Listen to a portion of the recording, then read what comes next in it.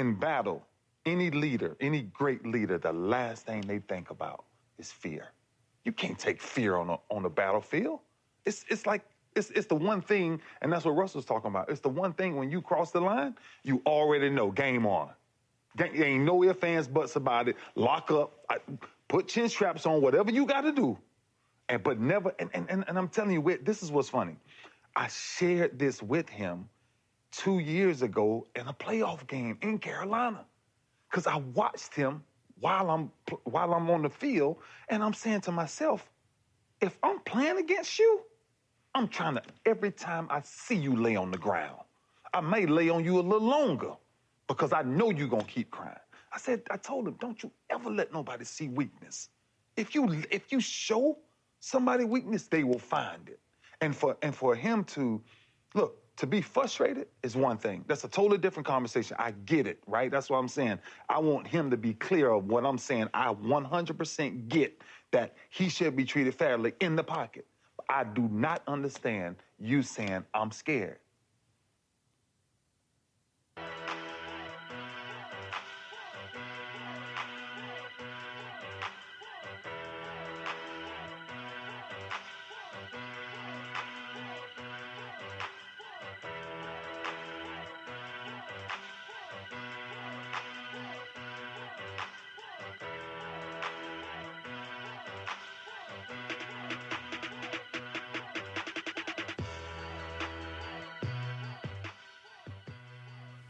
And welcome to Enough with the BS podcast. Thank you for listening, however, wherever you may be listening.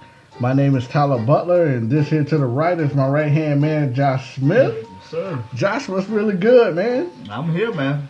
We back at it. Lakers winning, Panthers winning. I'm happy. Yeah, Cowboys winning, Bulls losing.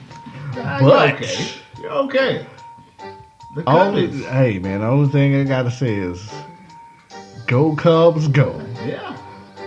The Chicago Cubs are the World Series champions. Thought I'd never, ever, ever, ever in my life say that. 100-something years, yeah. Yeah, I don't think probably nobody on this planet Earth thought they would say that as well. Man, it's going to be a good show. We got a lot of announcements to go over. Before we go over everything, this show is going to be dedicated to a good friend of mine who's also my brother, James Moser. If you're listening, you're with us in our hearts. We're not going to go into any type of details of why you're in our hearts. Just know that you're in our prayers, my man. And this show is dedicated to you and your family. A couple of announcements. November the 11th. I repeat it, November the 11th. That's 11/11/16. Everybody in the upstate, Greenville, Spartanburg, Anderson, mark your freaking calendars. Because this Friday, one of my goals for this podcast is coming true, Josh. Okay. I will co-host the entire show of Straight Up with Sturge on ESPN Radio from 4 p.m. to 7 p.m. Well, there you go. It's going to be me, Price Atkinson, the entire show. Wow. It's big, man. We're moving, Josh. We're getting there. For those of you that are not in the upstate, you can download TuneIn Radio app. But all you guys that want to call in to the show, please look up the telephone number. I don't have it available, unfortunately. But I want you to call in, holler at your boy, man. But you can listen to the show on 105 p.m. or 1330 a.m. in Greenville, 97.1 and 1950 a.m. in Spartanburg. We will be on site at Palmetto Liquors. Yeah, that should be interesting. And also, ladies and gentlemen, man, you guys can read my blog on ESPNUpstate.com. It's pretty good stuff. I've broken down the New York Giants kicker and his crooked self. Also broke down the NBA, the entire East and the entire West. Josh, did you get to check that out? I checked out the East. I didn't get to check out the West just yet, though. But it's good stuff. You guys need to check it out for real. I appreciate that, bro. And you're putting this together and, like, you're snapping it out. You're dishing it out. Yeah, man. Faster than I can read. It's coming along quite fast. I appreciate it. We got a lot of stuff we're working on here with Enough with the BS podcast. New logo. I repeat, new logo is in the works. Thanks to my right-hand man, Artie. Artie, I appreciate you. We appreciate you. Guys, he sent me 2 different logos. I got to show you the other one. Okay. I like that first one. Smooth. So, new logos on the way. Mostly, I have my reasoning behind changing the logo. I don't plan on totally deleting it.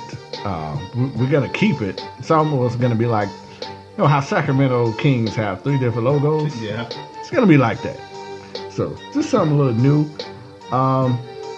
Man, what a week of sports. You got the Cubs, you got Cam, NBA is back. It was a good week. A lot of stuff. It's definitely a good week. But we're going to start everything off, as always, right here in the Carolinas. No, we're not talking about the Carolina Hurricane.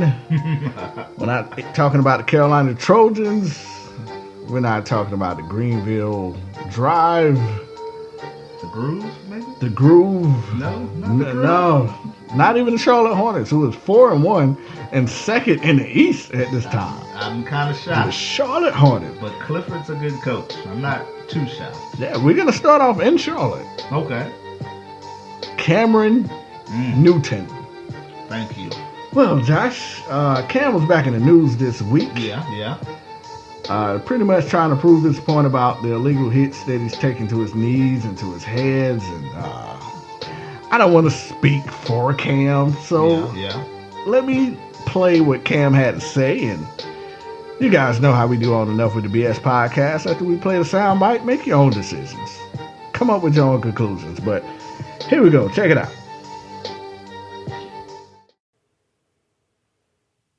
It's really taking the fun out of the game for me. Honestly, it really is, because at times I don't even feel safe, right? And enough is enough. I plan on talking to Commissioner Goodell about this, but it's not fun.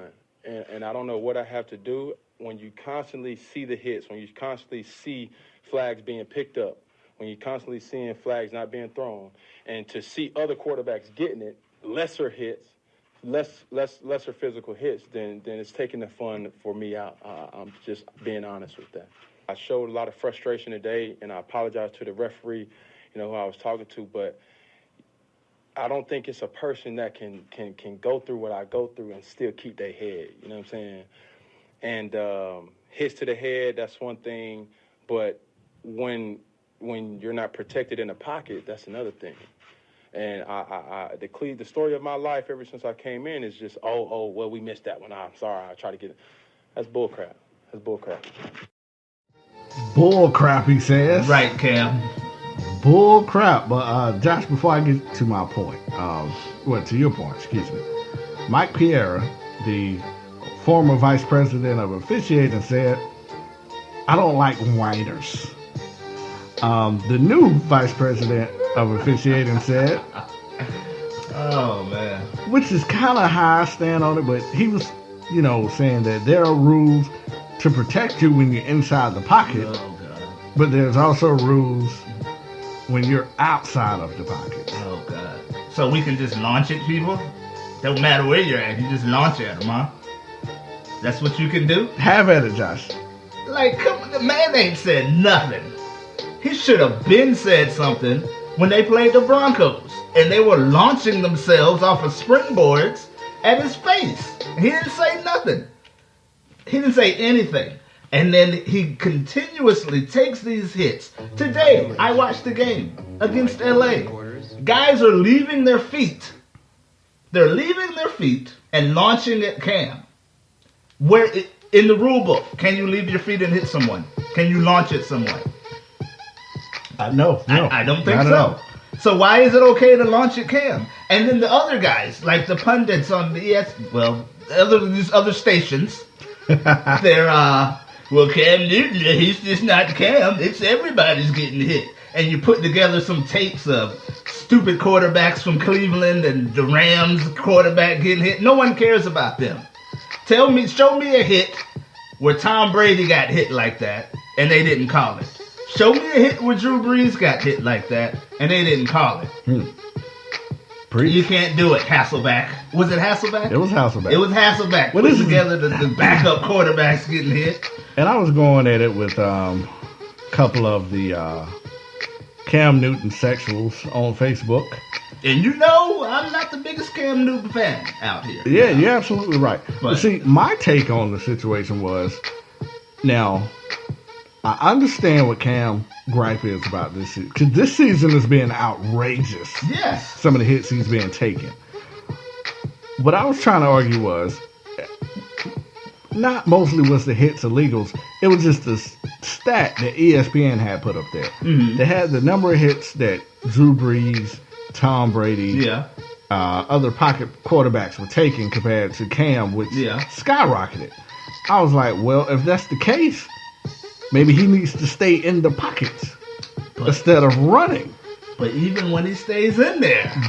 Now, I went back and looked at the film, and I did see a couple of questionable hits while he was inside of the pocket. But this is my other argument to the situation. Now, I've noticed when Cam scrambles, Cam will try to truck you. Oh, yeah. Slide, Cam. But you know what? I'm not even talking about those. Like, whatever. If he wants to run, then have at him. Launch at his head. Do what you got to do. But that's the thing. Like, once he get out, now, he has every right to argue about the hits that he's taking while he's inside of the pocket. Yeah. But when he's scrambling, it's almost fair game, especially when you're trying to truck a defensive back. That's fine. They have to get you down any way possible. Cam, you have to slide and protect yourself. Because at that height and at that weight, and they know that this guy is capable of running me over, I need to take his ass out. That's fine. But yeah, these hits now. Did this you watch year, the Ram game today? Yeah, man, I did like watch the today, delayed man. blitz. My man, he was like a safety. He just came like it was a delayed blitz, and he just came head on and hit Cam in the head. Nothing. Another. Didn't call he was that in the today? no. He was After in the pocket. he spoke with Commissioner Goodell. Didn't call nothing. Wow. And then another one. My man like leaped at Cam's head. Nothing. He was in the pocket. There were 2 sacks. Like you said, if he wants to run around and truck people, like I've seen it where he's trucked over a quarterback. You don't want to be on that ESPN highlight reel. You don't want to be on that. You got to take him down by any means necessary. Exactly. But I'm talking about the hits in the pocket. And then when he finally speaks up on it, everybody's telling him to shut up and stop making it about you. Well, and I think this is the reason why. Yeah, and I'm not saying that it justifies the reasoning, but Cam has a bad rep because he leaves a bad taste in people's mouth. The walking away from the podiums, the swagging all over the field. He doesn't do that anymore. Because he's losing. We beat the Rams pretty handily today. I didn't see any Dougie or dancing or dancing.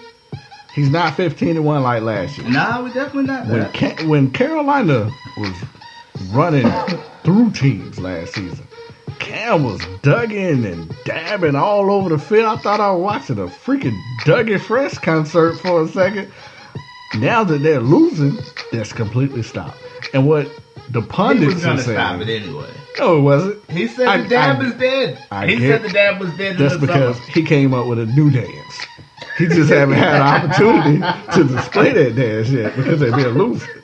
That's what that's all about. Okay. But Cam, and what I was hearing like from Deion Sanders, and I hate to keep saying, but Stephen A. Smith is mostly talking about how I am rich. How come? Oh, these damn ads clamoring. It's talking about how come you never seen this last year? If he was taking so many illegal hits over the course, because Cam was talking like this, it's just not a one-time thing. This has been going on for a while. If that was the case, how come no one ever heard it? Until this year when they're losing. I mean, it's only so much you can take, and he said it himself. Every time I do try to bring this up privately, we missed it. We got you next time. We're sorry. It's like, after the 99th time, you're going to feel some type of way. I can understand understand. He's fed up. And I mean, after that Denver game, I felt some type of way. I felt so He should've- sorry for him watching that Denver game. Nothing. And he was concussed. I really thought he should have came out of the game. I feel like he suffered a That concussion. hit that on game. the Atlanta where he pulled up on the guy from the Falcons and hit him right in the head on that 2-point conversion. Well, He had a concussion then. that